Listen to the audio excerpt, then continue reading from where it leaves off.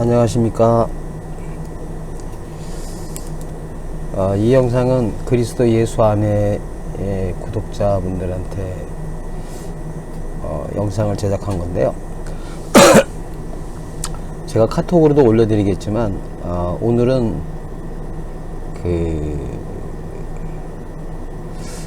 이 부분을 좀 얘기하고 싶어요. 구원은 행한 대로 받나요? 은혜로 받나요?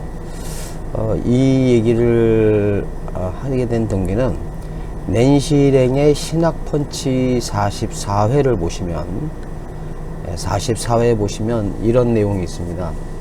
제가 개인적으로 그 낸시랭의 신학펀치를 예전에 한번 들었었는데 낸시랭의 신학펀치 영상이 70개 정도가 되더라고요.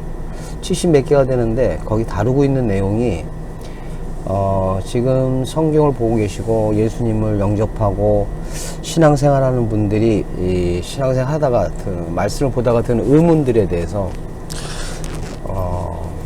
이 신약과 구약 교수님을 모시고 때로는 이제 신약 전공 교수님도 모시고 우리가 그것에 대해서 의문이 나는 점을 물어보면서 성경으로 또 신학적으로 정리하면서 어떨 때는 가볍게 다루시면서도 깊게 들어가는 내용들이 있어요. 그래서 여러분들이 이 말씀에 대해서 내가 어떻게 알고 있고 또 그들이 토론하는 걸 통해서 여러분 안에 영의 상태를 점검하셨으면 하는 게 제 개인적인 바람입니다. 적어도 이 70개 영상들이 아무런 걸림이 되지 않고 다루고 있는 내용들에 대해서 여러분들이 그걸 느꼈다면 여러분들은 구원 받았다고 생각해도 저는 괜찮다고 저는 생각합니다. 전에 영상을 올렸을 때도 마찬가지지만 제가 논리적으로 또는 분명하게 제시를 하려고 노력을 하겠지만 잘못된 성경 구절이나 단어나 표현도 실수가 있을 수 있으니까 여러분들이 꼭 다시 한번 확인해 보시고 그것보다 더 중요한 거는 여러분들이 제가 하는 말을 들으면서 여러분 안에 있는 그분이 느껴지시는지 그분이 계신지 안 계신지를 확인하는 계기가 됐으면 좋겠어요. 영상을 잠깐 이렇게 보여드리면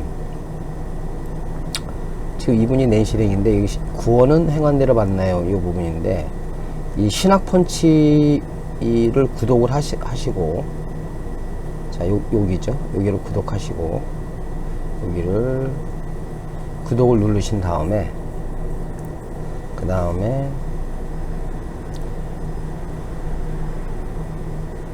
여기를 클릭을 하세요. 이 부분을 클릭을 하시면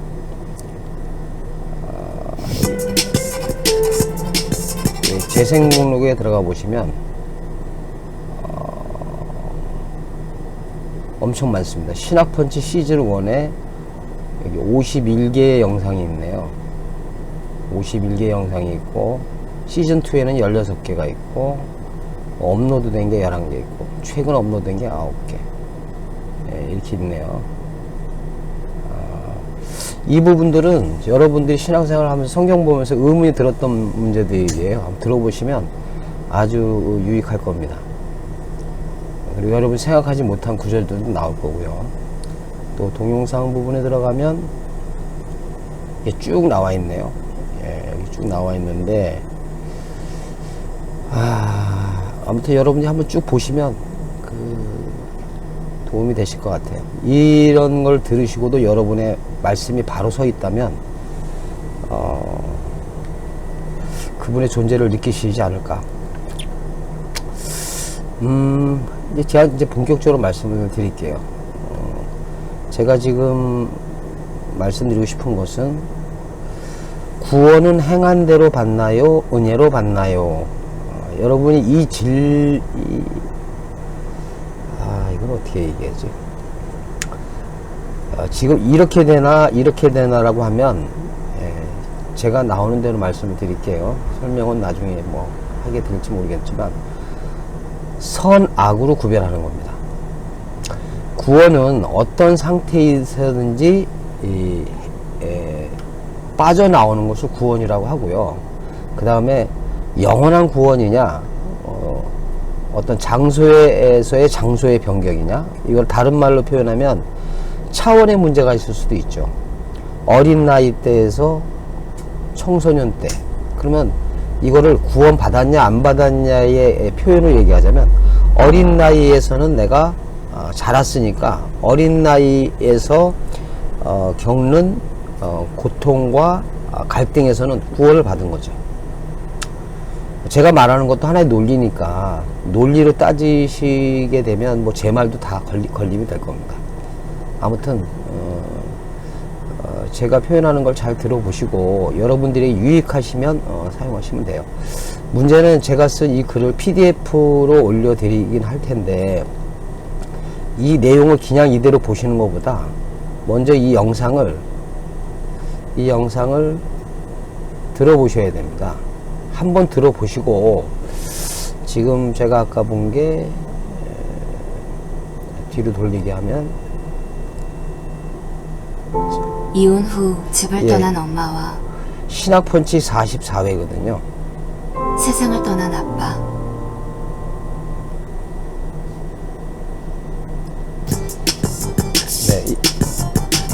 네, 신학펀치 44회니까 이게 지금 34분 29초니까 여러분들이 보실 때 한 번 들으신 다음에 좀 나는 다 아는 얘기다 그러면 요 부분을 클릭을 하세요. 요 부분을 클릭을 하셔서 속도를 빨리 하실 수가 있습니다. 여기를 클릭을 하시면 설정에서 재생 속도가 나오죠. 보통이 있고 좀 빨리 들으신 분이 1.75배 할 수가 있죠. 다음 시간이고요. 그리고 학위는 플러시가 되서 했는데, 학위 제목은 우리 마음. 이렇게 속도를 조절해서 보실 수가 있어요. 그래서 한번 다 들어보시고, 이걸 들어보시고 아무런 뭐가 없이 내 안의 상태가 어떠고, 이분들의 말에 의해서 내가 이쪽으로 쏠리고 저쪽으로 쏠리고 이런 생각도 들고 저런 생각도 들었다면 자기 안에 말씀이 분명하게 서 있지 않는 것이고요. 그것을 제 표현으로 얘기하면 성령이 아직 안 오신 겁니다. 왜 성령이 안 왔다고 제가 표현하냐면, 내가 잃은 말이 영이요 생명이라고 했는데, 그래서 그 영이 성령, 깨끗한 영, 해석된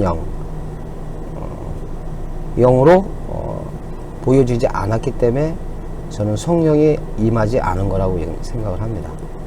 그래서 제가 이 영상을 여러분들이 보시면 알겠지만, 이분들의 대화 속에서 성령이 임하시지 않았다고 저는 판단이 됩니다. 그냥 느낍니다. 중간중간에 여러 가지 말이 있지만, 제가 이거 보면 몇 분에서 몇 분까지 들어보고, 그 다음에 그분들이 예를 들었던 성경 구절도 그 영상에서는 나오고요. 제가 이렇게 다시 그 워드로 올려놓은 것도 있거든요. 그래서 이제 그 얘기를 하는 것인데, 제가 조금 말씀을 드려야 될 부분들이 있겠네요. 어떤 부분이냐면, 제가 준비하지 않고 한다고 말씀을 드렸기 때문에 조금 루즈해져도 좀 이해를 해 주시고,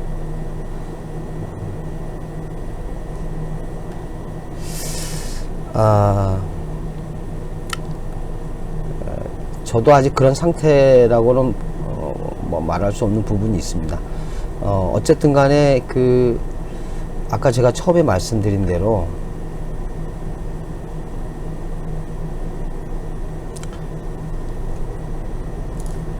지금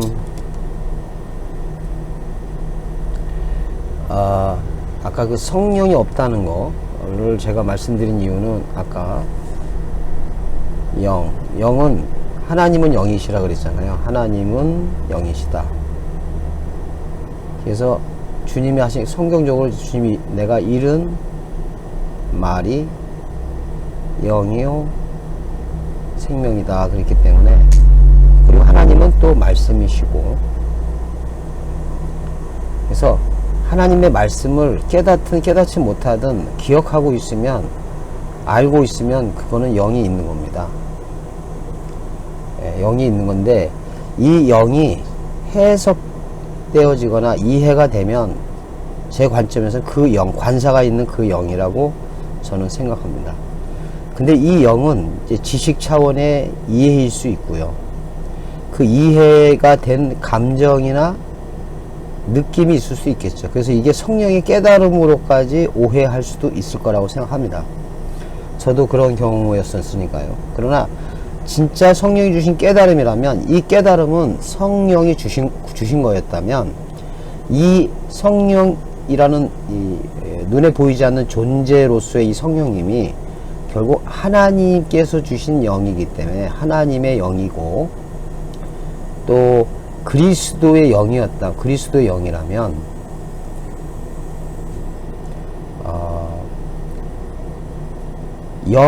영으로 기록되어 있는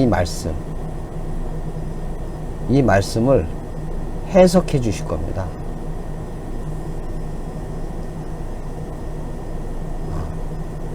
그리고 그 해석된 말씀이 여러분이 보기에도, 스스로 느끼기에도 내가 이렇게 볼 수 없었는데 내가 이렇게 보여진다면, 말씀, 영, 말씀,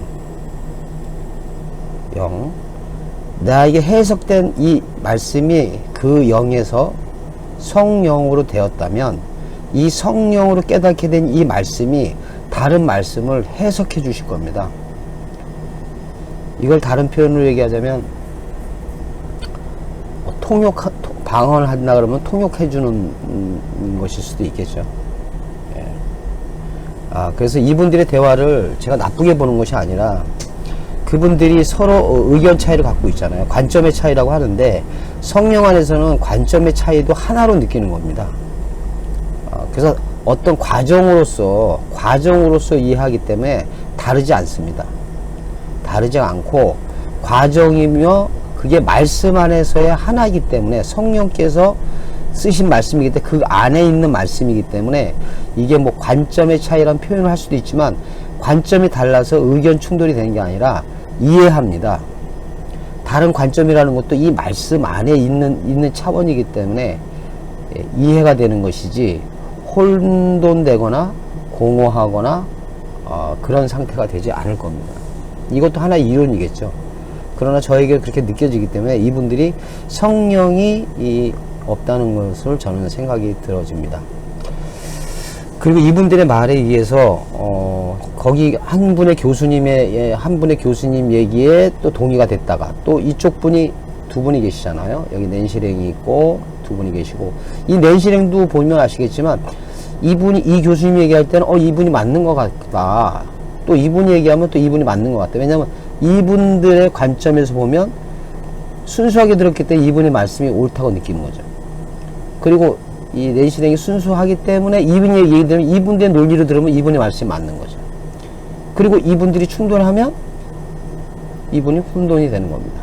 이분들은 자기 안에 말씀들이 있기 때문에 이분의 얘기를 이분의 관점에서 차이를 얘기하고, 그리고 자기 주장을 하시고, 이분도 자기 하나님이 있기 때문에 이분의 주장에 대해서 같음도 인정하지만 다름을 또 주장하는 겁니다.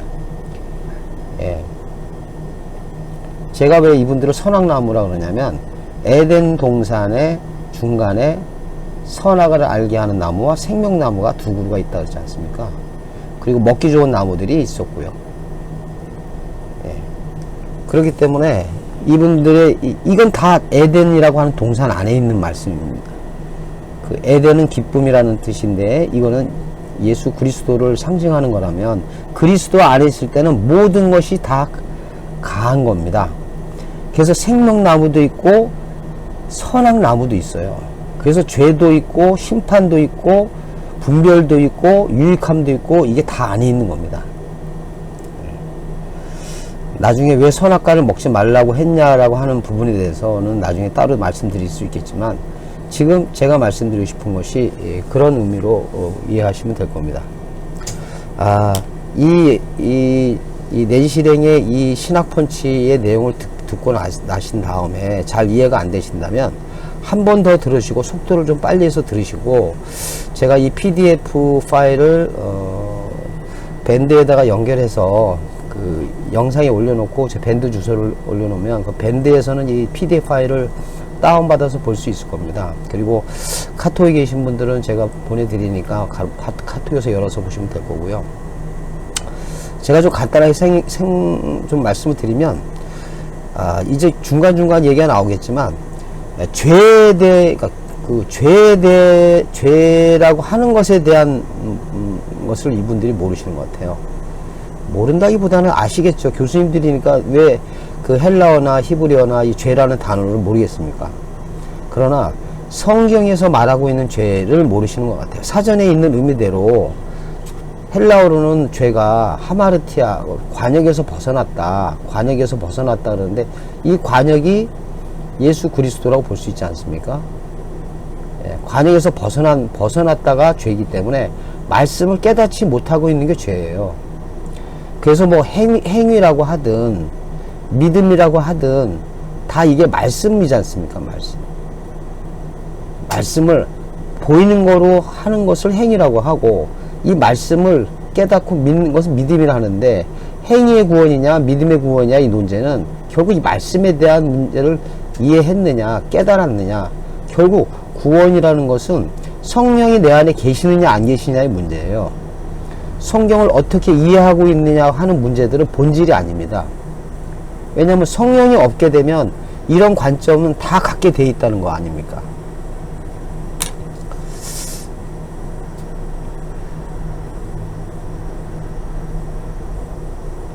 제가 드리고 싶은 말씀은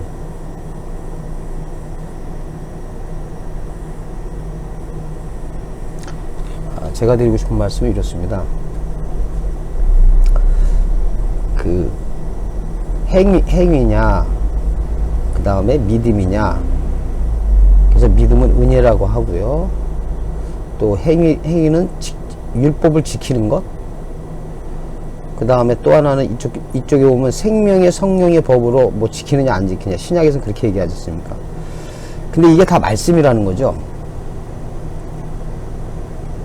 그래서 이 말씀이 육신 되시고 이분이 예수 그리스도시고 그리스도는 기름 부음이고 예수는 겉으로 드러난 약속의 자손이시잖아요.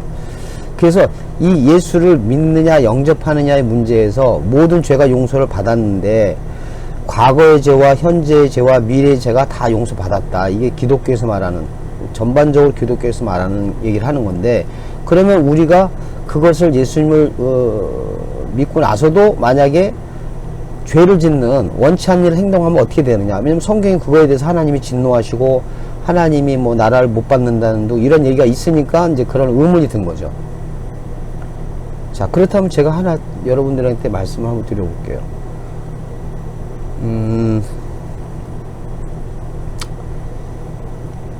결국 성령님이 들어오신다는 거는 성령이 들어오시는 과정도 여러분 않지 않습니까? 제자들 예수 그리스도가 제자들을 부르셨고 십자가에서 이 제자들이 결국 다 도망갔고 결국 오순절 다락방에서 마가의 다락방에서 성령이 임하심으로 인해서 그들이 사도의 삶을 살았지 않습니까? 예수님의 십자가의 보혈의 죄로 다 용서했다. 이런 내용적인 것보다 성령이 들어올 수 있는 방법은 다른 게 없어요.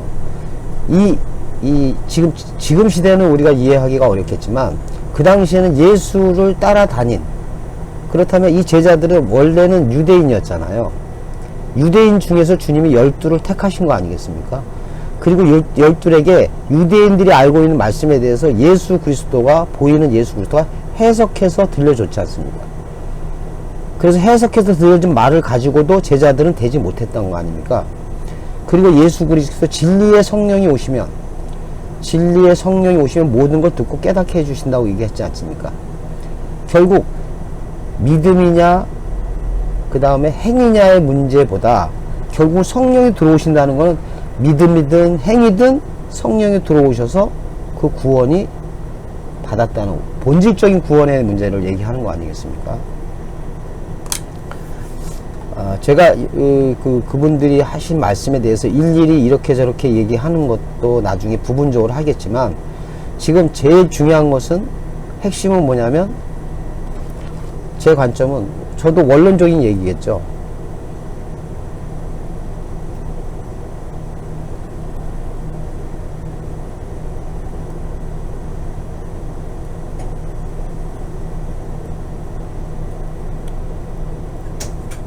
성령이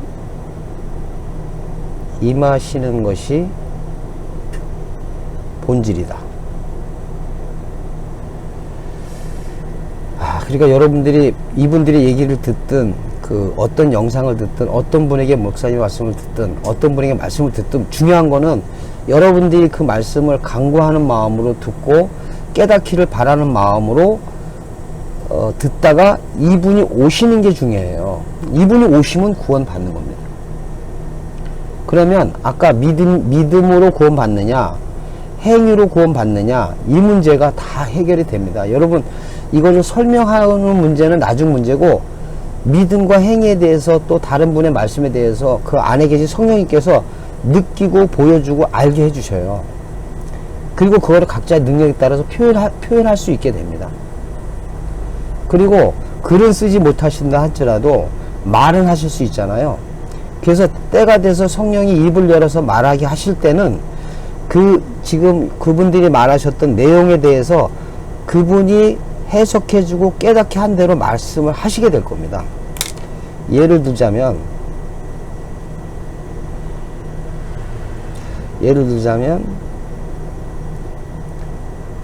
지금 여기 제가 말씀을 여기 이렇게 해놨는데요.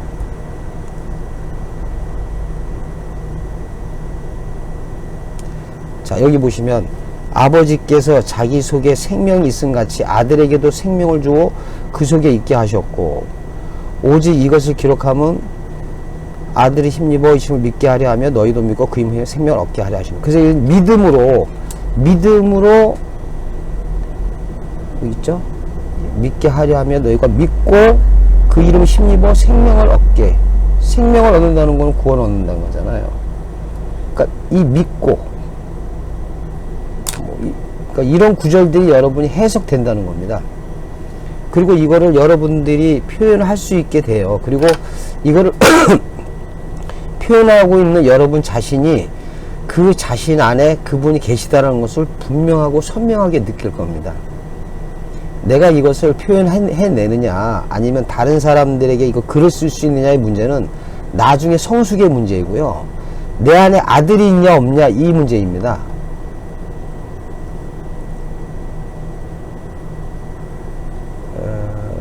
내용이 있을 것 같은데요. 여기 제가 이 부분을 좀 썼는데요.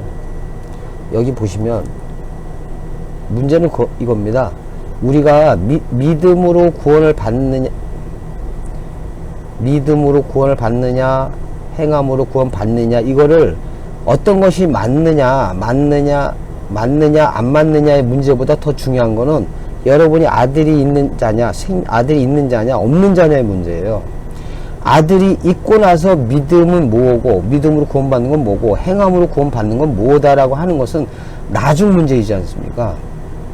아들이 없으면서도 이 믿음이 뭐다 행함이 뭐다라고 결론을 내려봐야 하나님 앞에서는 아들이 없으면 생명이 없는 거잖아요. 제가 이걸 간단하게 말씀드리면 저에게 보여주는 건 믿음이나 행함이나 다 말씀이에요. 말씀을 흘러내는 것이 행함이고요. 말씀이 믿어지고 깨달아진 게 믿음이에요. 그래서 이 믿음과 행함은 구원 다른 게 아니라 같아요. 그래서 많이 지금 제가 여기 썼지만 히브리서와 야고보서는 같은 얘기인데 이거를 나누어서 생각하고 이게 히브리서 믿음이 기초가 됐으니까 그게 있으면 자연스럽게 행함이 나온다 이런 식의 얘기는 다 선과 악으로 구별돼서 말해서 정죄하는 삶이 되는 겁니다. 심판되는 삶이고 결국 이것이 내 마음에 있는 한 난 선이든 악이든 속해 있어서 결국 심판을 받을 수밖에 없는 존재가 되는 거죠. 이 둘이 하나였다라는 사실을 알게 되면 이게 생명나무의 차원이 되는 겁니다. 그래서 때를 따라서 자칭 선이라고 있는 사람에게는 악으로 가르쳐주고 악에 있으면서 선이라고 하는 사람은 참 말씀 이것을 분별시켜주는 영이 성령이잖아요.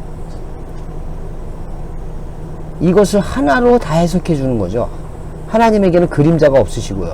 이 두 가지를 만드셨다는 것은 하나님 안에 이 두 가지가 다 생명으로 존재하신다는 겁니다. 그래서 믿음이냐 행함이냐 이런 문제를 안 따집니다. 말씀이고요. 행함도 말씀이에요. 믿음은 마음의 문제고요. 행함은 말로 표현하는 문제예요. 그러면 전도하냐, 11조하냐, 뭐 이런 문제들은 아무런 문제가 아닌 거죠. 왜? 그런 상태이기 때문에 보이는 존재로서 내가 이 행함이라는 것, 말씀을 흘러내기 위해서 뭔가를 하게 되지 않습니까? 보이는 세상에서는. 근데 사람들은 보이는 행동으로, 아, 너 믿음이 있구나, 이렇게 판단한다는 거죠. 그 논리가 틀리다는 게 아니고요. 그 논리가 틀리다는 게 아니고, 보이는 것으로 믿음이 있다, 없다 판단하는 이 자체가 문제라는 거예요.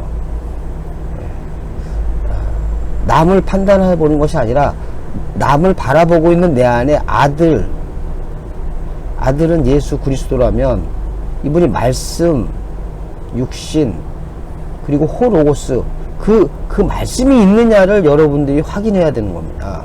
그런 다음에 믿음이라는 말씀과 행함이라는 말씀이 무엇인지를 얘기해 주는 거죠. 저에게는 믿음도 말씀이고 행함도 말씀이고, 뭐 여러분들이 이야기 쉽게 얘기하자면 믿음은 내 마음에서 그분이 깨달아 주셔서 그분이 믿음으로 계신 거고요. 그러니까 은혜잖아요. 그리고 그 깨달아진 말씀을 내 입으로 내면 이게 행함인 거예요. 이게 열매입니다. 이걸 하기 위해서 저도 지금 여러분한테 영상을 만들었지 않습니까? 그럼 영상을 만드는 그것만 보면 다 구원받은 겁니까? 비진리를 전하는 행동을 하는 그 행동을 가지고 구원받았냐 안 받았냐를 따진다는 그런 결론이 되지 않습니까? 믿음도 말씀이고요. 믿음도 말씀이고 행함도 말씀인 겁니다. 문제는 이거를 진리로 그분이 보여주고 깨닫는 그분이 여러분 안에 있느냐가 구원인 거죠. 믿음으로 구원받느냐 행함으로 구원받느냐, 이 성경 구절은 다른 의미를 얘기하고 있는 거예요. 그거를 구별해서 믿으면 구원받고 그걸 못 구별하면 구원 못 받고, 이렇게 되면 끝없는 선악 논쟁에서 여러분들은 그걸 옥에 갇혀 있다라고 얘기하는 겁니다. 제가 말이 좀 길었는데요. 아무튼 여러분들이 이 낸시랭의 신학펀치에 나오는 70개가 정도 넘는 이걸 통해서 여러분들이 자기 안에 말씀이 계신지, 태초에 여기 이제 이 부분 결론을 지면 제가 이렇게 좀 말씀드리고 싶어요. 요한복음 1장 1절에 여기 보시면 태초에 말씀이 계시니라. 이 말씀이 하나님과 계셨고 이 말씀이 곧 하나님이시잖아요. 이 말씀 하나님이 여러분 안에 있냐 없냐가 구원의 문제이고요. 이분이 내 안에 믿음으로 들어오시면 그게 믿음이고요. 그리고 그게 말할 수 있는 행함으로 내가 내 안에서 그 믿음이신 분이 말하게 함을 따라 하면 그게 행함입니다. 눈에 보이는 전도를 해야 된다, 뭐 이렇게 해야 된다, 뭔가 그리스도 안에서 뭔가 우리가 행위로 보이는 자연스럽게 믿음을 가진 사람들이 자연스러운 발로로 흘러나온 그 어떤 보이는 모습으로 저 사람은 믿음이 있다 없다 판단한다는 것은 아직 내 안에 그 말씀이 안 계시다는 반증이기도 합니다. 그리고 그럼에도 불구하고 말씀을 해석하지 못하고 있다면 영은 갖고 있지만 그 영으로서 이해하고 있지만 성령이 아직 임하지 않았다는, 이게 저에게 보여주는 모습이고요. 여러분들이 말씀을 볼 때 그 말씀을 해석해 주시는 그 말씀 하나님이 여러분에 계시면 그게 구원이고 그게 믿음이고 그게 행함으로 계신 분입니다. 다 존재입니다. 모쪼록 제 영상에서 들려드린 말이 여러분 그 말씀 하나님을 만나는데 좀 도움이 되셨으면 하는 마음으로 두서없이 영상을 한번 만들어 봤습니다. 나날이 새로운 날이 되셔서 안식의 날까지 잘 지내시고 깨닫기를 바라는 마음 응원하겠습니다. 감사합니다.